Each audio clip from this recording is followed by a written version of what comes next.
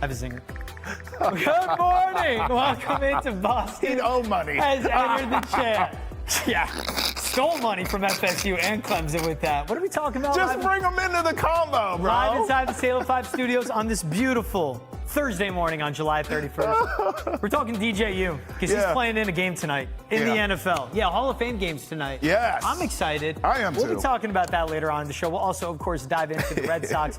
Coming up to the trade deadline, make sure to stay locked in on NESN, NESN Nation, and NESN 360 all day long. Full Red Sox trade deadline coverage. We got you guys up to 10 a.m. Yep. TC and company will be holding it down live 3:10 to left starting at 10 a.m. as well. We have Lenny DiNardo later on in this show. And then tonight, 5 to 6, we got a trade deadline special. TC, Lou Merloni, Alex Beer, JP Ricciardi, all the guys holding it down as well.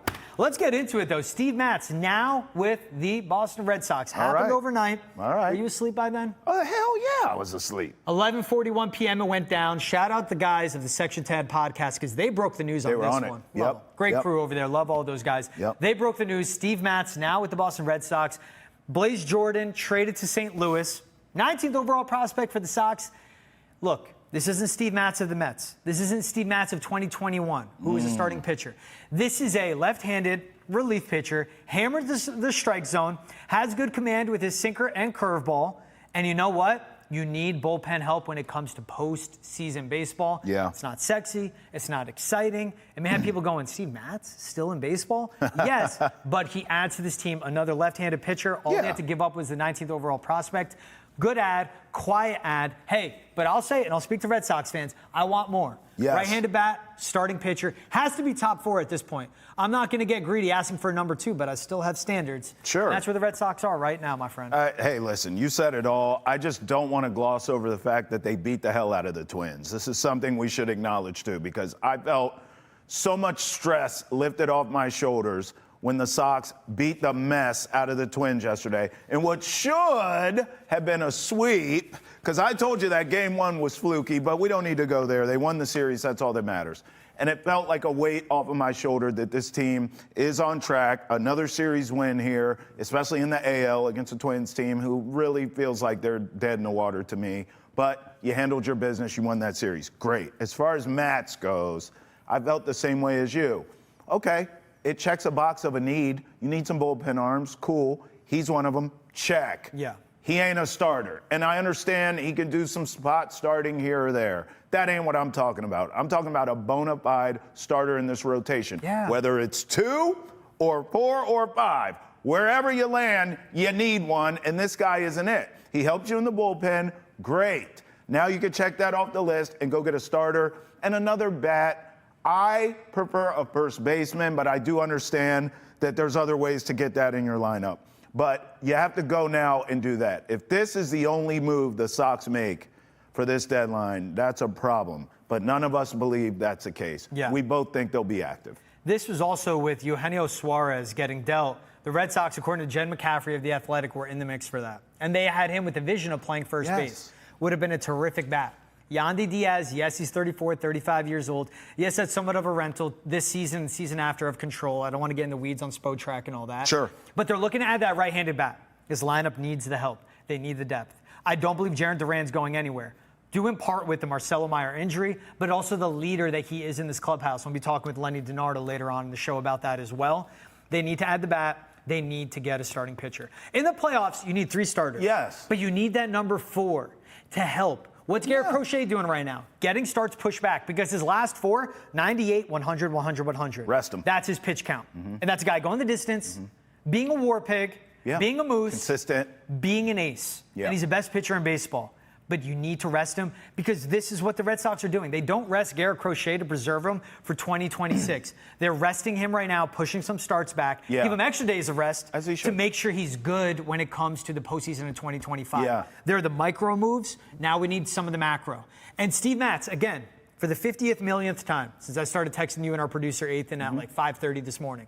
It's not sexy. No. It's not exciting. It's a need. Is it a necessity? Yes. Yeah. When you're building a house, what do you envision, right? The man cave, the deck, putting your TV up. Yep. You got to buy toilets. Yeah. Those are needed. That's right. And you only know you need them. That's right. When the plumber has to come through. Yeah. That's what an addition like Steve Matz is. I'm sorry, I just compared. Well, I mean, you know you need them before the plumber comes through. Because when you got to go, when them bubble guts hit you, you got to go.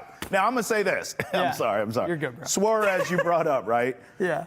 So Suarez, the reports were Sox were interested in trying to move him to first. Okay, well, let's talk about the team that acquired him, please. Yeah. Because the Mariners now, not only do you get him, but you get Josh Naylor, and you didn't wait till the damn deadline, did you? Which is what you've been saying all along. Don't wait, go get Josh Naylor is a true first baseman. Mm-hmm. You don't have to move. You don't have to play this experiment or platoon game. No, that's an everyday first baseman with a bat. And oh, by the way, cherry on the top, he has playoff experience. Mm-hmm. So the Mariners, a team you're battling against, just got two guys you could have had and could have helped you get to where you're trying to go. I'm telling you right now, I'm going to need those bathrooms we're talking about if the Mariners make the World Series, because I'm going to Ralph everywhere. Because these are two pieces you could have had here with the Red Sox, or at least one of them. Naylor, I think, is a better fit, in my opinion. Yeah. Okay? You didn't get them, they did. Yeah. And they're in the same boat as you. So if they end up in a wide-open American League,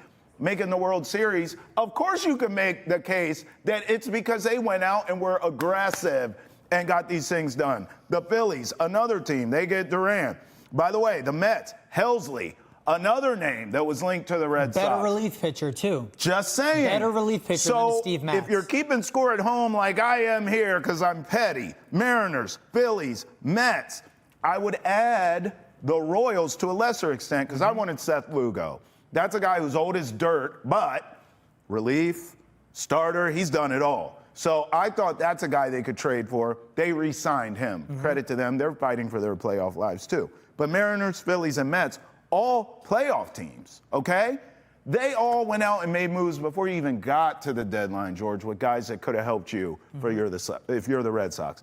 I don't love that, but if you get Matz and someone else, particularly in that starting rotation, which I think is a bigger area of need, then I'm okay. But I just wish they had been more aggressive leading up to this day today. And this was Ryan Helsley traded for 3 prospects. One of those guys ranked as high as 6th overall in certain rankings. So that is a large price to pay. But, again, I go to it, man. Multiple pitchers thrown in that. The Red Sox, 5 of their top 10 prospects are pitchers. Justinson, the password, down in Worcester, an outfielder. Yep. All right, well, if you're not trading Duran and, you expect Meyer to be healthy and Ceddanne Rafael is a great center fielder, eventually you can go back to that log jam in the outfield. Yeah. Maybe that's a guy that you move. That's part of it, though. What's the price? What does it cost? How do you get Johan Durant to the Phillies? That is the Philadelphia Phillies understanding their window. And Dave Dombrowski, just the mindset of, I want it, I get it. Yep. With anything he does, free agency or at the deadline. Yep. And you give credit to him there. What the Red Sox are doing right now, this is the move before the move. That's what I have to believe. We go all the way back to Father's Day when Rafael Devers was traded. And Craig Breslow said, not waving the white flag. That opens up money in the books.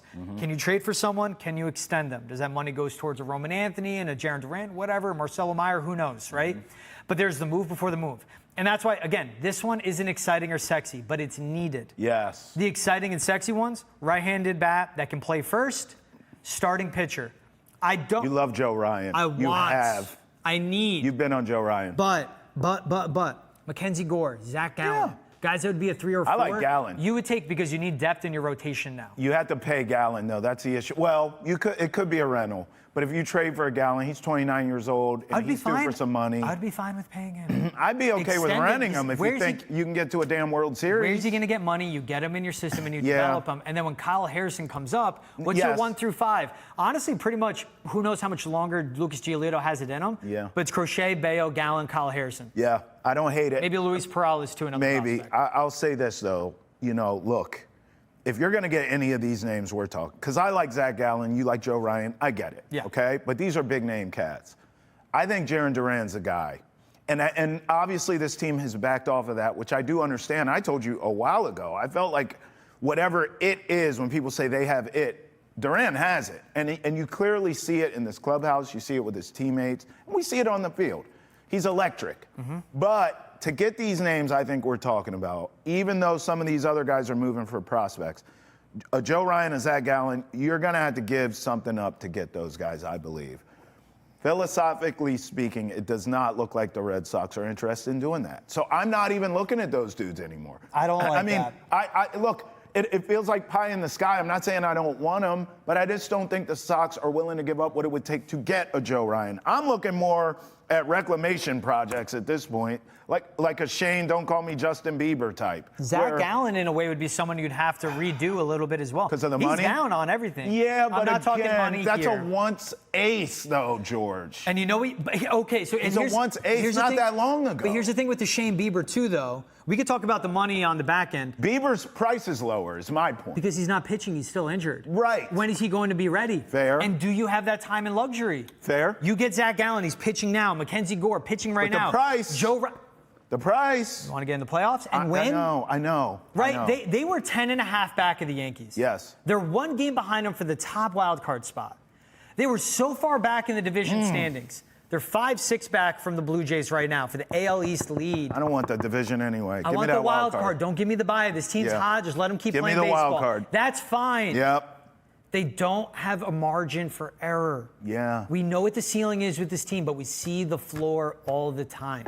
Okay. And part of that is bolstering this bullpen, but getting Garrett Crochet help. Okay. They're helping him by resting him. You need to get that ace help by getting him wins, by not forcing him to pitch longer than he does. And how do you help the bullpen? Get another starter that can go the distance. Deeper in the game. Eat innings. Okay, let's play fantasy baseball. Let's do it.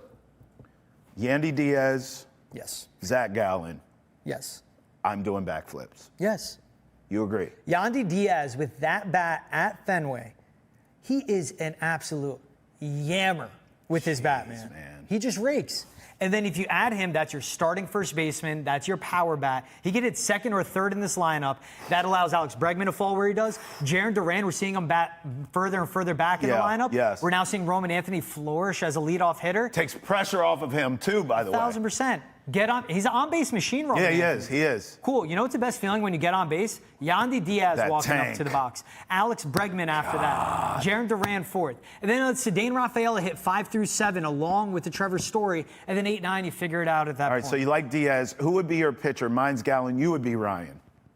Fantasy baseball. But if we're going fantasy and we're going the dream, it's Joe Ryan and it's Yandy Diaz. Yeah, it was Joe Ryan and Josh Naylor. We're lockstep. Right now, let's go into what's a reality. Mackenzie Gore with the Nats. Yeah. Zach Gallen with the Diamondbacks. I think that's a number 4 starter. I'm done with it. So I'm taking the fantasy away and I'm being realistic. All right. I think Gore's more expensive than you think. I don't know. I mean, here's the other thing. Yeah. The reports were shot down that it was Duran for Dylan Cease, but I think Dylan Cease is a guy that I think Dylan Cease works here. But the Padres can still win. They're still contending for a playoff spot. What are the Nats? And they're in love with Durant, by the way. Yes, and they are. The Padres. But I don't think Durant goes anywhere. I don't think so either. Again, there was a timeline of Alex Cora talking about how much trading Christian Vasquez, how much trading him affected the clubhouse. Jaron Durant's picked up his bat. He's been better hitting later in the lineup. And then Roman Anthony's talking about him being a leader. We'll talk to Lenny DiNardo later in the show about Jaron Durant, his significance. He's a leader. That's not a guy that gets Merrill traded. Kelly, I mean, that feels realistic. Maybe that asking price is prospects, right? Feels realistic.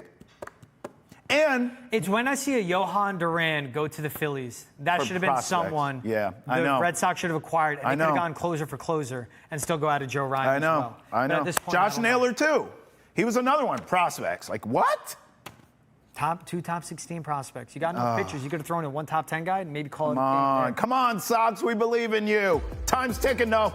We'll take a break here on Boston is Edited the Chat. When we're back, we'll have more baseball talk, more trade deadline talk. We'll be talking the NFL as well. Plenty more coming up on Boston is Edited the Chat after this break. And make sure to be locked in all day right here on NESN Nation, NESN 360. Yes, Lord. MLB trade deadline, full coverage we got for you guys.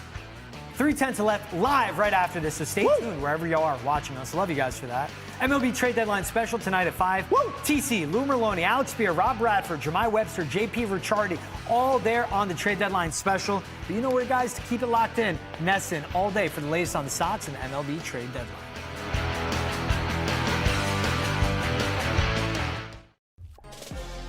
It's back, baby. Set! Blue 42! Red 17! Hood!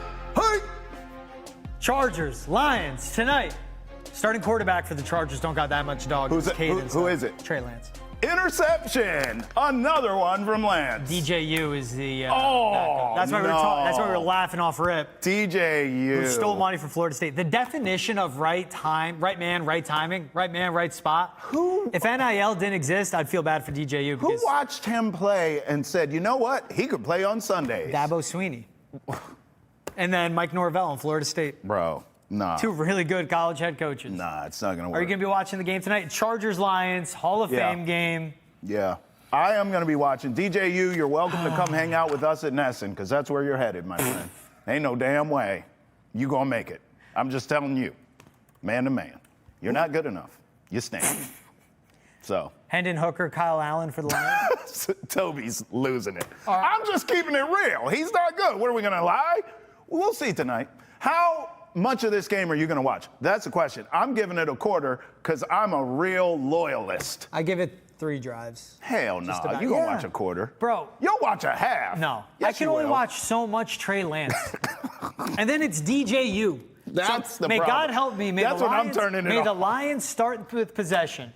Because I want a Lions possession, one Trey Lance possession, back to Detroit, and then I'm hitting click, bro. Who's the Lions? It's going to be Hendon Hooker or Kyle Allen. I want to see Hendon Hooker, though, because he got hurt coming out of school. We didn't really get to see him.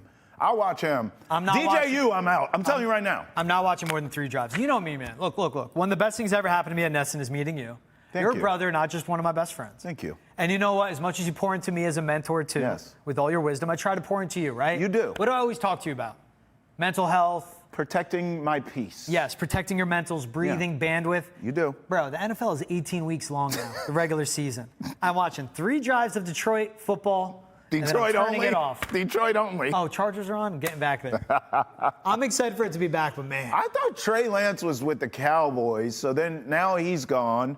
And Joe Milton's there. So they're just trying any science project behind Dak Prescott. Jerry Jones. Big, fast, strong. He's get too to caught Dallas. up in not paying his players, only to pay them more money than he needs to even assess how to properly develop a quarterback. That's a good point. Oh, we got a good quarterback we can develop? No, I want to not pay Micah Parsons.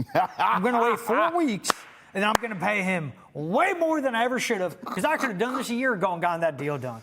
Jerry ain't watching that tonight because ain't none of these quarterbacks any good. He ain't watching that. And he can't afford anybody anyway. He ain't got no money left. I'll be interested in watching it. All right, let's get on to the Yankees. Oh. 1 game ahead of the Red Sox in the wild card standings. This is beautiful. With a wild 11th inning win. They were down 1-0 from the 3rd inning to the 8th. Yeah. Tied it 3 times before winning in the 11th inning. Walk-off, fly ball. Boring. Rays outfielder just let it go. They win, though. This was a team at one point was 10.5 on top of the Red Sox in the standings. Yeah. If that game went the other way, we'd be talking about a half-game lead. Well, we'd be talking about the Red Sox top of the wild card standings. We'll be talking about that soon anyway, George, I really because think so. Without Aaron Judge, we are seeing the Yankees are just a bunch of Jags. That's what they've always been. I'm not talking about Jacksonville. I'm saying just a bunch of guys, because that's what they are. Without Aaron Judge, they have nothing. They might as well get DJU to play on their team, because that's what they are, a bunch of DJUs. They stink that bad. Now, Judge will come back, and they'll be fine. But while he's out, we don't wish injury on him. Baseball's better with Aaron Judge. This is coming from Boston, okay? Aaron Judge, we bow down to thee. You're the man. But your team sucks without you, and it's beautiful to watch. It is. That's what it is with the Yankees. It's a meltdown. And that's how wide open this division is. It's wild card standings, though. Yeah. We said it in the last block we're talking about. By the way, you dropping a Merrill Kelly as an acquisition at the deadline for the Red Sox. Perfect. And maybe that price is cheaper than what we're talking about with some of the other guys with arms. Merrill Kelly could be a good pitcher here. I think so. But that's where, again, the urgency has to be from the Red Sox. Yes. The division's open, yes. But the teams in front of you, they're not good. The Yankees are not a good team. They're an awful lineup. They strike out a ton. It's dip and jack baseball. It's relying on one guy. If he's not cooking, they don't win. And he cooks. He cooks. He's the best hitter in baseball. Yes, he cooks. With the Blue Jays, it's a team that's overperforming, but how long can they keep it up? And that's a team that wants to buy at the deadline as well. Yeah. But everything's in front of them. And as much as there is the talks of what the price is at the deadline, if it's a rental, you have $31 million off the books this season when they dealt Rafael Devers, right? They have that off the books. You can trade for someone. That doesn't mean they have to walk in free agency. Learn the lessons of the Kyle Schwarbers and the Nate Eovaldi's from 2021. Trade for someone, they perform, in-house extension, get ahead of the market and keep them here. Yeah. It doesn't have to be an inefficient acquisition if you keep them with the Red Sox long term. And that's the way they have to approach this. All right, third topic, let's talk about it, man. Sunk to see Shohei Ohtani. Left yesterday's start for the Dodgers with cramps. He was feeling it in his hip. Got rocked, too. That was a man that walked the batter on 4 straight pitches after letting off a leadoff single. I mean, you could tell it wasn't right. His location was non-existent. With Ohtani, like him being a unicorn, him being a two-way player is terrific. I love seeing it. But I want Ohtani in baseball. If he cannot pitch, his body's not there yet, just let him stick to hitting. He's going to pitch. Now, it's a ramp-up thing. Yes. Here's what's happening, and it's shocking even to me. We're all witnessing that this guy's actually a human because I thought he was from planet Krypton because he's the greatest baseball player I've ever seen with thine eyes already. He is the GOAT, okay? And now what we saw yesterday was, oh, he's a human. Got it. He has to ramp back up. He hasn't pitched in forever. That's what I think. Now he's starting to pitch again, and I even saw an excuse from him where he's like, well, the weather kind of, bruh, you're a human, okay? You put your pants on just like us. You're just better at it than everyone else. And that's what happened. He had a bad day. He's got to figure it out. He's going to pitch.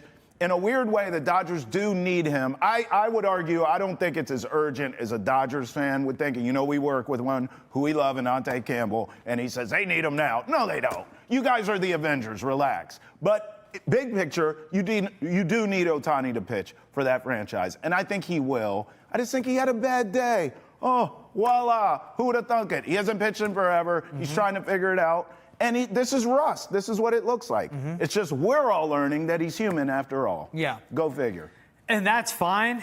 He needs to realize that. The Dodgers need to realize that. We've seen it. He's gotten Tommy John surgery. He's had to be shut down from pitching. It's been a long time. That's where it is, where we've seen him flourish and be an absurd. It's not just being a two-way player. It's being an ace and a designated hitter. He can make the hot dogs. It's being the best hitter in baseball and then being an ace on the other end, too. A sub-3 ERA. But you know what? It's best for baseball when he is playing every day. Yes. That means batting. And then when you get him to pitch, that's what brings people to the game. I always felt like, and there's ego in all this stuff. Okay. But even when they signed him, knowing he wasn't going to pitch for a while, I thought, just bring him out of the bullpen. I've thought the same thing with Clayton Kershaw, by the way, where the Dodgers are the Dodgers. You're going to go out and pay Snell or whoever all the money in the world to be your ace anyways. Have Kershaw coming out of the bullpen. Have an Ohtani coming out of the bullpen. But that's not how this stuff works. And they don't have the luxury right now. And there's also egos. Yes. There's egos. Clayton Kershaw is the best pitcher of this generation. So he's like, I'm not coming out of no damn bullpen. Yeah. I felt the same way with Scherzer, another great one. Like, I think some of these guys can extend their careers much longer. Almost like in football, when we see corners go to safety late in their career. Does that make sense? Steve Matz with the Red Sox moved into the bullpen. Yes. 34 years old. I always felt like some of these iconic pitchers who are getting older and coming off injuries, move them to the bullpen. Yeah. You'll get another decade out of them. But that's not how this stuff works. It's just a hot take from me.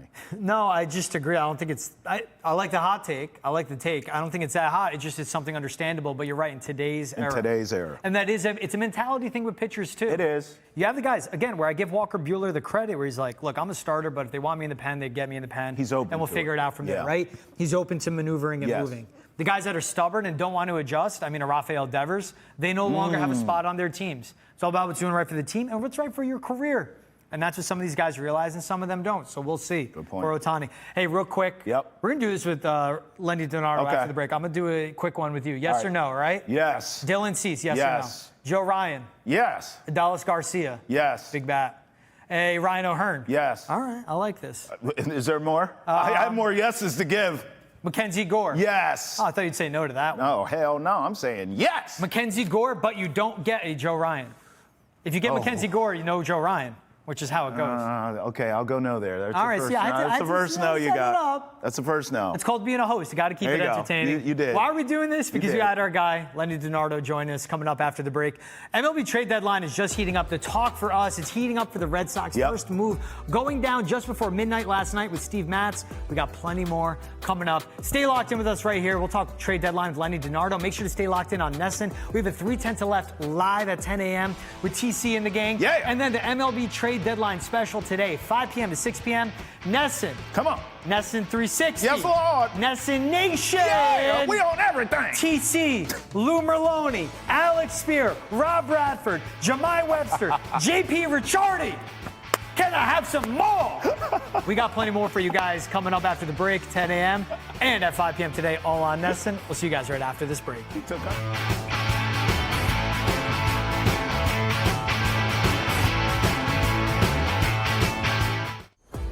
Welcome back to Boston has entered the chat. The trade deadline is here. The day. It'll be tonight, 6 p.m. It expires. We'll have a special from 5 to 6 p.m. right here on Nesson. We'll have a special 3 to Left live at 10 a.m. on Nesson as well.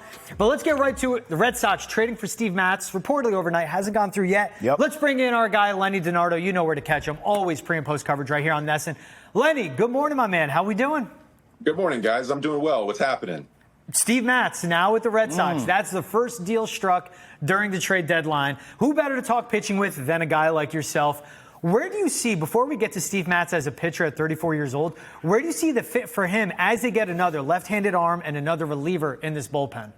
Well, the first thing I think about when I think of Steven Matz, other than being left-handed, is versatility. You know, he's a guy that if you need a start every now and then, he can go up and fill that role. The bulk of his appearances this year have been out of the bullpen. He can never have enough bullpen arms. And I got another lefty to go up there and bolster, get a little more depth in the pen. Also, he's a veteran presence. He's a guy that's been in the league for quite some time. He has playoff experience. He pitched in a World Series. So, you know, anytime you've got a guy that's been there, done that, think Alex Bregman, think a guy that wants to get back there, you're helping your team. It's all about depth. It's all about arms. And if you think about what happened the other day to the Sox bullpen, game 1 of the Minnesota series, you were down Chapman and you were down Whitlock, and the whole thing imploded, right? So you need to have arms in the pen in case stuff happens, and you can't have, arms that what you would normally rely on.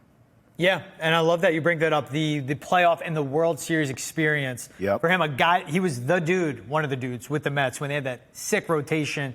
But look at him lengthening his career now as a relief pitcher. All right, so who is Steve Matz? 34 years old, 3.44 ERA, sinker, curveball, heavy type pitcher. But what have you seen from him this season? Because people will think to Steve Matz with the Mets, who is Steve Matz now coming from the Cardinals to the Red Sox?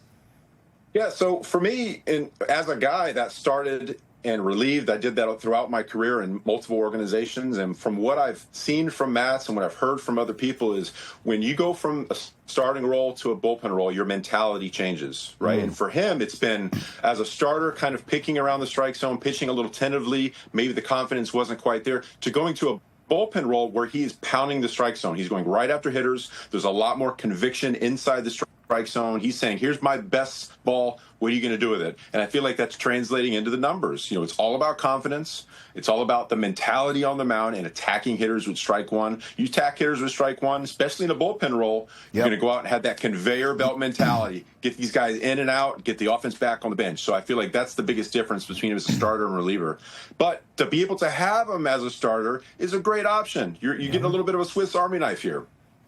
All right, Lenny, you know what it's like to work with a star co-host. And my star co-host has repeatedly said the Sox should not wait until the deadline to make moves.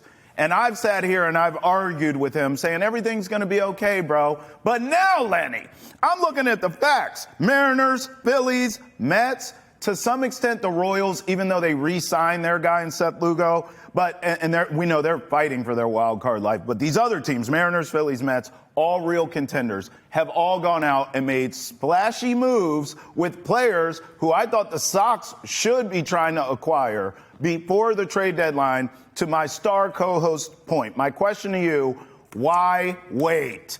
Do you believe the Sox should have been more aggressive up until this point? Well, you know, it takes two to tango, and you don't want to give away too much as far as prospect capital for somebody that might be a rental, someone you're going to have for a couple months. And I get it. Yeah, you want to win this year. Everybody wants to win this year. We've seen the way they've played as of late. And if you don't add to this team, then, I mean, what are you watching, right? So, when it comes together in deals, you know, you've got to be able to make the right fit. First, you have to know what the need is. Is it first base? Is it starting? Is it relieving? Is it a right-handed bat, a left-handed bat? There's all these different options. But, you know, it's like it's like buying anything. You know, somebody knows you want it, they're going to ask for the most to try to get it. And so many of these teams are so close in the race, and there's a lot of teams that need certain assets on their team. So supply, demand, and there's not a ton of supply out there, so the demand goes up. And are you willing to give up a Roman Anthony, a Marcelo Meyer, and one of those guys to go out and get somebody that's around for a few months? I don't think so. And I feel like a lot of these teams are asking for the moon. So, I mean, they gave up their 2020 pick in Blaze Jordan to Heim Bloom, who was the guy who drafted him. He's very familiar with him. But yeah, 2020 is 5 years ago too. So that a little bit of time has passed since that draft, and we'll see what happens. I don't think the Sox are done. They got to go out there and get more, whether it's an arm, an Alcantara, or a Merrill Kelly or something like that, or a Yandy Diaz. I would love to see him at first base, that right-handed pop. Can you imagine that pop in this order with the Green Monster there? Yes, I can imagine that. Yes, very much so. But what are you willing to give up? That's the thing. And I love that you bring that up, where it takes two to tango. When they know you're quote-unquote desperate, then you know what? They'll drive up the price. They'll try to play that leverage, right, Lenny? And I think that's in a way, we saw that passing quote in a report where the Red Sox pride themselves on being efficient in a very inefficient market and how they operate. And I said to Trav here on the show, I go, maybe that's them trying to put some water on the fire, because there's been about the go all in, trade, etc., right? They want to help themselves out a little. But when you say that it takes two to tango, everything in life outside of going to a restaurant or maybe like shopping at a retail store, in my opinion, is negotiable. So who do you want to see them go out and get, knowing that, hey, you can negotiate, you can drive down the price? You mentioned a Yandy Diaz, but who and where else do they have to add? So Diaz at first base and O'Hearn at first base, those are my two options. You know, you're probably going to be platooning some of those guys next season, right? And we're going to see what happens to Tristan Casas if he bounces back from this relatively, I say quickly, but it's going to be next season at some point. But also a starting pitcher, a guy like Alcantara, a Merrill Kelly. But if you're not going to get a Ryan, a number 1-2 guy, an all-star, a guy that's a dude, at least get a number 5. You know, somebody to just kind of fill in the role with the absence of Cutter Crawford and Dobbins and now Fitz, who struggled recently. He's back down in AAA. You got to get some sort of depth in the starting rotation, in my opinion. When it comes to playoffs, if you have 3 solid arms, and a Crochet, a Bayo, and a Giolito, who've relatively been okay up and down. Giolito, Bayo's had a really good year this year. Crochet's Crochet. He's gonna keep doing that. You can get through the playoffs, and you can have guys fill in from there. But to get there, a 4 or 5 guy that's consistent every 5 days, that'll give your team a chance to win, to get to the playoffs. You just got to get there. If you get to the playoffs and get hot, good things will happen. But you got to be able to get there. LD, I want to take an off-ramp for a second. I promise we'll pull back on trade deadline highway. But because you brought his name up, it triggered this. Crochet's resting right now. I think that's genius, because we all understand, yes, you have to make a push to get into the postseason. But once you get in, you are putting all your eggs in that basket. So rest away, please. I have to imagine you feel the same way as a pitcher, right? Like, rest right now is great, is it not, for Crochet? Yeah, and this is a move that internally in the organization, they were talking about it. What should we do? Should we have him go out there on his normal day's rest and go out there and throw 5-6 innings at 80 pitches? Or would you rather have him at 100, 105 pitches a few days later? And I think this is the right move for a couple reasons, right? What's wrong with having him rest, first of all, right? A few extra days. You want him full capacity because, A, that's going to be him mentally. If he goes on the mound in the first inning knowing that he's only going to throw 80 pitches, his whole approach might change. You know, he might be pitching to these batters differently, and that can snowball. It can kind of destroy an outing. So you have to be wise with him. He's got more innings than anybody in the league right now. He's going to way surpass his total number of innings throughout his career. So you've got to handle him with kid gloves right now, because he is young. He is an extremely hard thrower. And this is a guy that you're putting all your chips in toward the end of the season, because he's going to be your dude if you get to the playoffs. So you're right. Rest away. We can handle this. And that goes back to maybe getting another starter, because this is probably going to happen a couple more times this season. So you need other guys to fill in the meantime, so he gets his breath So he'll be there when you need him most. I couldn't agree more, LD. I almost think you get a starter at the deadline and you start his arse on Friday. Yeah, I mean, like, honestly, you just get it done. Get whoever you got, and they're slated to start Friday for their old team. They're starting Friday now for the Sox. That's the way I look at it. And another option, Harrison in AAA. This is a guy they got in the Devers deal. Harrison, yep. Yeah. This is, that's another option. I know it's not a trade, and we haven't seen him in a Red Sox uniform yet, and there's a lot of upside to him if he can reach his full potential. Yeah. So we'll see what happens with that as well. Good call by you. Let me ask you about Jarren Duran. This is more of a, I guess, philosophical kind of question of, forever we heard that was a guy that they were going to move, right? And we heard all the rumors. We heard the Dylan Cease rumor. And then all of a sudden the Sox are kind of like, hey, I mean, this guy's playing great. We know he's a spark plug and a leader in this clubhouse. He's well respected and loved. Now it doesn't seem like his name is really being shopped out there, at least what we're hearing reportedly. I mean, what do you think happened there? Because the only reason I bring this up is because you were saying, listen, if you're going to go get a Joe Ryan, you got to give something up to get him. I would think a Jarren Duran can get that type of return, but we're hearing the Sox don't want to move off of him. What do you think changed, and do you think it's the right move philosophically, or would you come up off of that guy if you can get back a Joe Ryan, a Zach Gallen, a Merrill Kelly? Sort of how do you see it big picture, bird's eye view with that? Well, first and foremost, I think that it started to quiet down once Marcelo Meyer got injured, right? Yeah. Because you had a surplus of outfielders, and that was kind of one of the reasons they were like, all right, we have too many outfielders. We can afford to get rid of one of them and go out and get a nice arm in the rotation. So when Marcelo went down, and we really haven't heard much about that injury, how long he's going to be down. We moved Rafael to second base, who could probably be your number 5 starter. The guy's so athletic, let's be honest. He could do everything on the field. He'd probably throwing 95.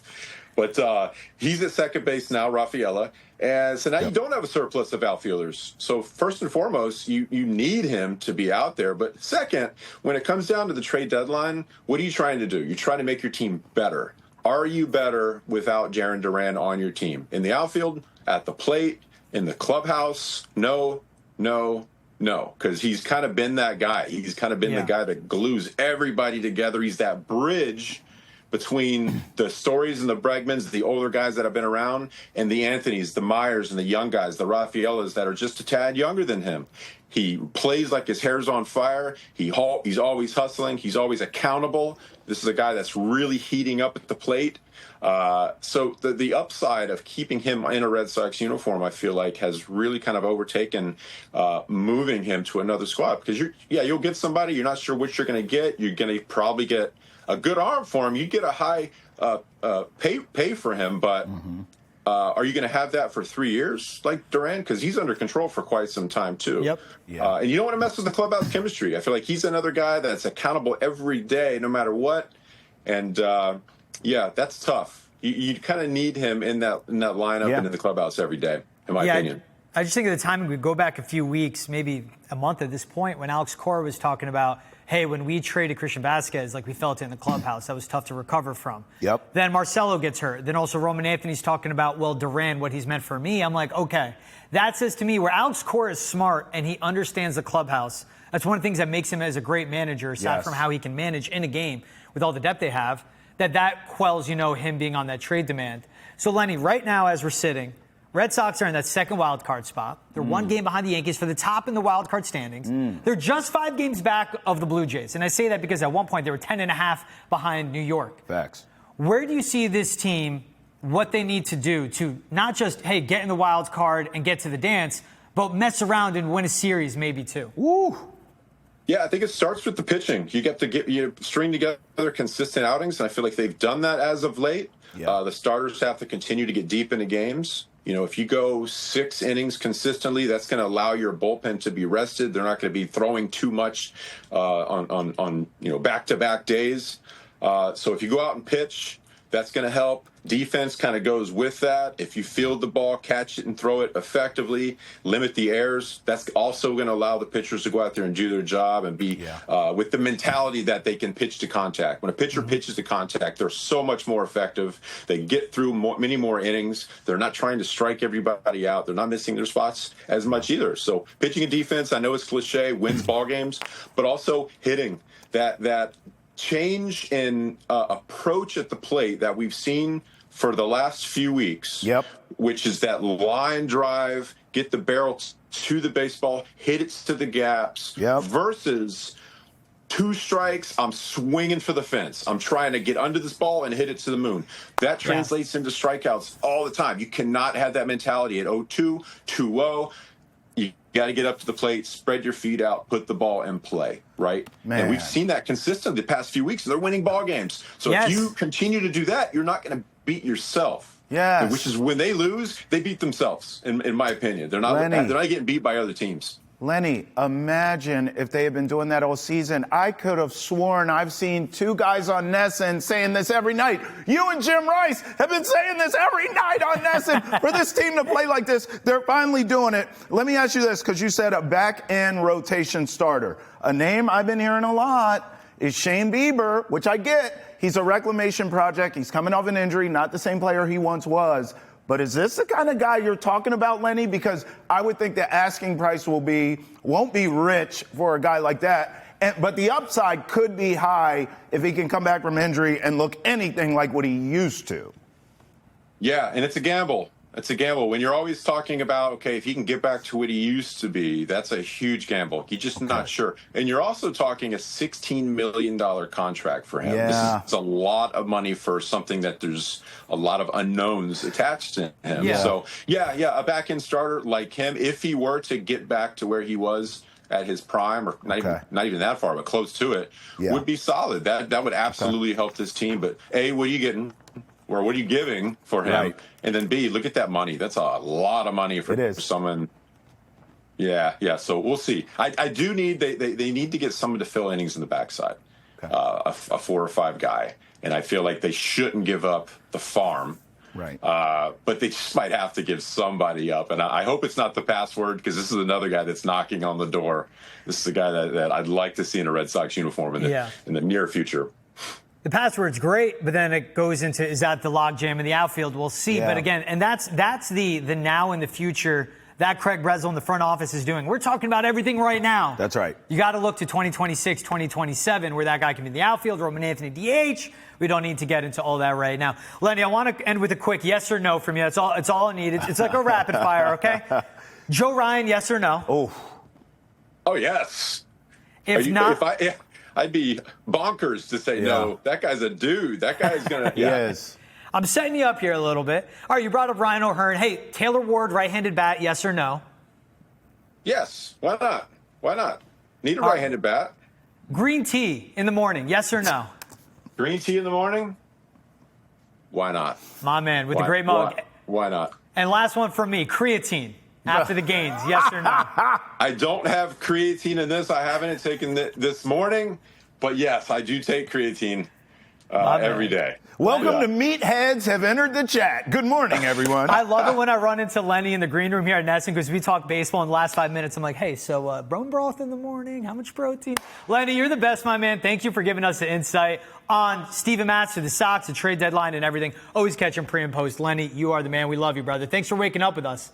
Yeah, my pleasure. I appreciate you guys very much. Keep up the great work. Thanks, bro. We appreciate you. Same to you as well. We'll take another break here on Boston Has Entered the Chat. When we're back, we'll be talking Patriots, Mike Vrabel, Robert Kraft, all that and more coming up on the chat. We were privileged to have him. He was the union leader of the players, and he had an edge to him, and in a pleasant way, but hard. And then I guess that magic moment came to me when the last game Brady and Belichick ever played as a unit. Here. And right here. And he beat us in the playoffs. And I looked over and I thought, he's a guy who's been exposed to the greatest coach, the greatest quarterback, and he was able to overcome. he has knowledge that's intrinsic to being in this system, and he knew how to use it in a way to benefit his team. So ever since that moment, I've thought, wow, this is a guy one day we should consider to lead our efforts. So it happened. I think that was in 2019. I believe it was 2019. Of course, inducted into the Patriots Hall of Fame in 2023. I think he's a leader of men, and I'm looking forward to a very good season. Yeah, Rob, 2019, you said, I think Mike Vrabel would be a good head coach. You had a head coaching vacancy in 2024. Funny how that happened. January 12th, 2023, baked into Gerard Mayo's contract, you will be the head coach when Bill retires. January 12th, 2024, hired Gerard Mayo while Mike Vrabel was out there, and that was a failure. Robert Kraft, very good owner. Robert Kraft, great at marketing, great for the sport of football, helped to grow. Kept the Patriots in New England. They would have been the St. Louis Stallions. He kept them here, and look what he built with Bill Belichick and Tom Brady. So in 2019, he saw Mike Vrabel end the Brady-Belichick era with a playoff win. His second year as a head coach, and goes, that magical moment when I said, that's a guy that I think we should consider to be head coach. Where Mike Vrabel had more success from that point on. And then when you fired Bill Belichick, you did not even interview Mike Vrabel because you baked into Gerard Mayo's contract, he'd be the head coach. And what I love with all this, I want to go full circle really quick, Trav. Rob, what did you say when Gerard Mayo was hired? I remember we went on a trip to Israel, and when we're in the airport waiting to come back, he had everyone sit in a circle and share the impact of that trip, which is fantastic. I love that for Gerard Mayo. Really smart guy. But that's what you alluded to on why. That's when I said he should be the head coach of the Patriots. Stop. You made the wrong hire with Gerard Mayo. You made the right hire with Mike Vrabel.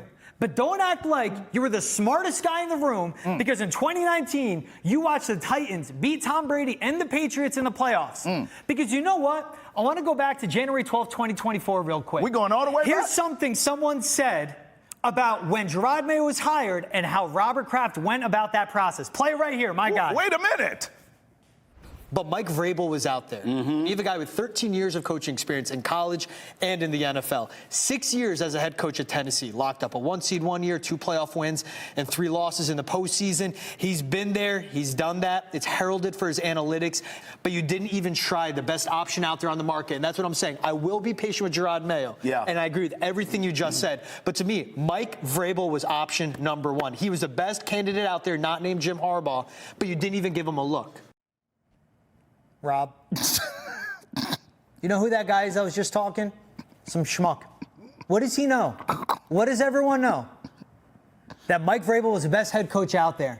And you have the audacity to go on up in Adams and go, in 2019, there was this magical... Just stop. Stop. You made the right decision to let Gerard Mayo go and hire Mike Vrabel. You've made the right decision to let Mike Vrabel have his hands on the roster along with Ryan Cowden and allowing Mike Vrabel to build out his coaching staff, allowing Mike Vrabel to spend in free agency. But stop trying revisionist history. We're not that dumb.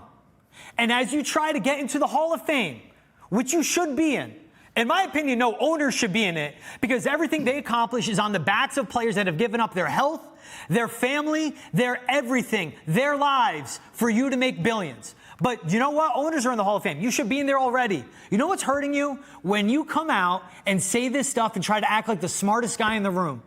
Because you know what? The other owners, the voters, the people who have this pull and influence in those rooms, they recognize it, and it gets old. You hired Mike Vrabel, just say, yeah, you know what? He was the right man for the job, and we're so happy to have him in the building. Stop trying to rewrite history with these fairy tales of saying that, well, I knew it in 2019. What was it when you and Bill Belichick, when you fired him, you called it an elegant solution, an elegant resolution, an elegant ending to that story? Stop. I think I'm good, bro. The defense rests, Your Honor. No further questions. I'm still laughing at our L bar. Robert Kraft is lying. Like, I can't, I honestly... I love our producer, Ethan. And shout out our director, Greg Poth, by the way. So January 12th is when the press release came out in 2023 on Gerard Mayo signing an extension. January 12th, 2024 is when Gerard Mayo was announced as head coach, and we sat here at this table. I was on that side. And I was on that side. Your beard still looks fantastic to this day. Thank you. And I said, why did you not interview Mike Vrabel? It's just juices and berries. And that's also our director, Greg Poth's birthday as well. Happy birthday to Shout Greg. out to him. We love Greg. Robert Kraft, why you always lying? Just stop. Lying. Just stop. Hey, but you got it right this time. Took long enough, but you got it right this time. We got the coach. This is the guy.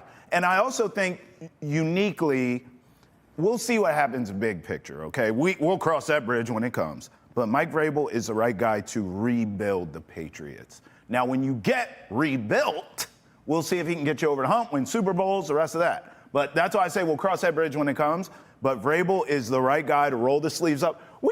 During that soundbite, we saw video, literally, Mike Vrabel rolling his sleeves up, showing guys how to do drills. Did we not? Yeah. Okay, so he's the right guy to roll his sleeves up, get the dirty work done, rebuild this franchise back to respectability.